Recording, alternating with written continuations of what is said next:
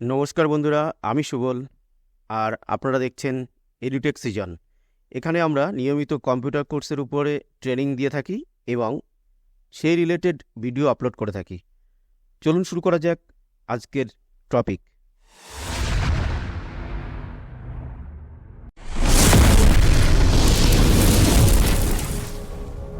আজকের ভিডিও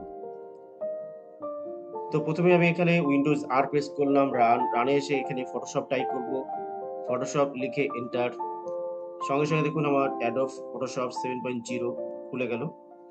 এখানে ওপেন ফটোশপটা খোলার পরে এখানে একটা সাইজের যে কোনো সাইজের একটা ফটো নিচ্ছি, ওপেন করে নিচ্ছি। তো ফাইলে গিয়ে ওপেন গিয়ে আমার ডেস্কটপে ফটোটা সেভ করা আছে। আপনারা প্রথমে আপনাদের কম্পিউটারে পিসিতে আপনি ফটো সেভ করে রাখবেন।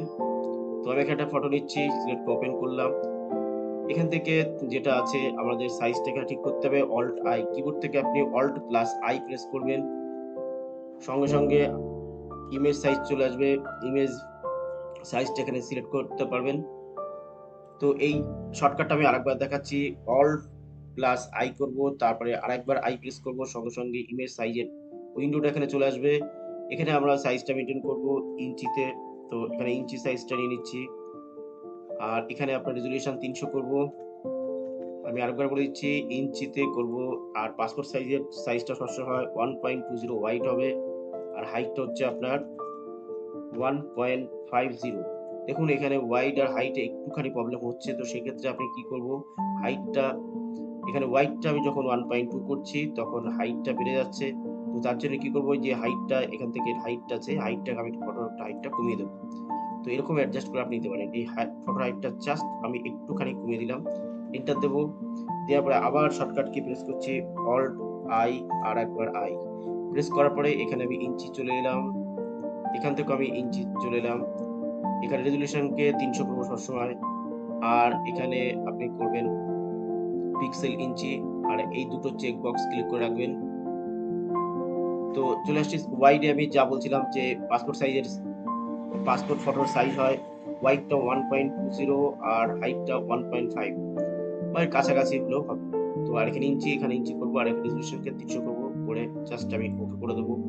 ফটো সাইজটা ঠিক হয়ে গেছে। এবার আমি একটা ফাইলে গিয়ে নিউ পেজ দেবো কন্ট্রোল এন করে, অথবা ফাইলে গিয়ে নিউ পেজ আনতে পারেন। কন্ট্রোল প্লাস এন করবো, করার পরে নিউ ওকে করলাম। একটা নতুন পেজ চলে এসেছে।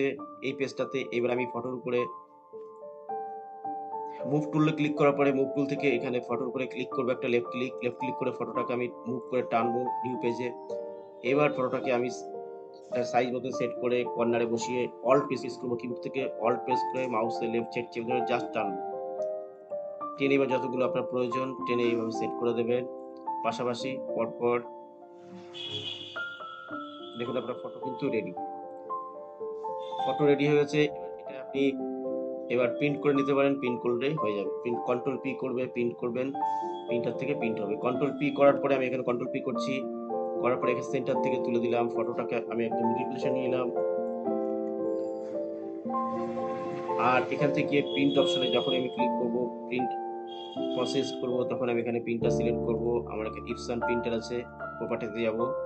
এখানে গিয়ে আমরা A4 করব, আর এখানে গ্লোজি ইপসন গ্লোজি করব, আর এখানে হাই করব, করে আমি ওকে করব। সঙ্গে সঙ্গে আমার প্রিন্টারের কমান্ড অন হয়ে যাবে, ওকে করব, প্রিন্ট শুরু হয়ে যাবে। তো বন্ধুরা, এই ছিল আজকের ভিডিও।